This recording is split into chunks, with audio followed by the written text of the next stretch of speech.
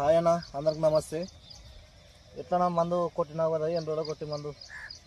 ఇది కొట్టి 4 రోజులు 5 రోజులు అయింది. 4-5 రోజులు అయింది. 4-5 రోజులు అయింది. కార్యవర్తన మందు ఉత్త జీడ ఉంది.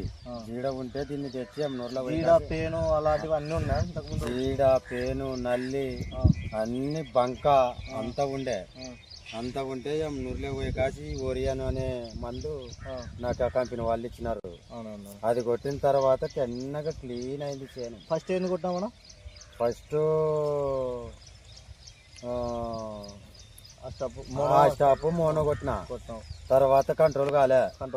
తర్వాత ఇది నూరులో పోయి కాసి ఇది ఇచ్చిన తర్వాత ఓరియన్ అనే మందు బాగా పనిచేసింది. నీట్గా ఉంది చేను, బాగా రిజల్ట్ వచ్చింది. కాయి సట్టు పూత పెరుగుదల ఈ జానడి కన్నా పైన వచ్చింది. ఇది జానడి పైన వచ్చింది. మందు ఎట్లుందన్నా? బాగుంది. మందు ఒరిజినల్ పని చేసింది. ఘాటు ఉంది మందు, బాగా ఘాటు ఉంది. చాలా జాగ్రత్త కొట్టుకోవాలి దీన్ని. చాలా జాగ్రత్త స్పేర్ చేసుకున్న తర్వాత 4 రోజుల తర్వాత క్లీన్ అవుతుంది.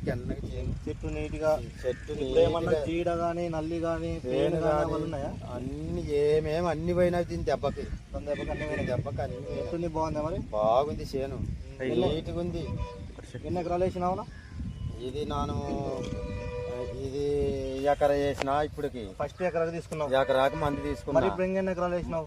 4 ఎకరాలకు తీసుకుంటున్నా దీన్ని. మళ్ళీ ఇదే తీసుకుంటున్నా, 4 ఎకరాలు తీసుకుంటున్నా. ఇంకో రైతు వాడచ్చు. అంత మంచిగా ఉందా? ఎంత మంచిగా పని చేసింది ఇది. ఇంత జీడ లేదు, పేను లేదు, నల్లి లేదు, దోమ లేదు, ఏమేం లేదు. నీట్గా వచ్చింది చేను మొత్తం. సట్టు బాగా పట్టింది కదా? సట్టు బాగా పట్టింది. అందరూ జీడ ఏం లేదు కదా? ఏం లేదు. చిన్న జీడ పేను నల్లి అన్ని పోయినాయి. అన్న క్లీన్ వచ్చింది, పసరు వచ్చింది చేను మొత్తం. ఎంత జాన పెరిగిందో? జానకి పైన పెరిగింది. పెరిగింది.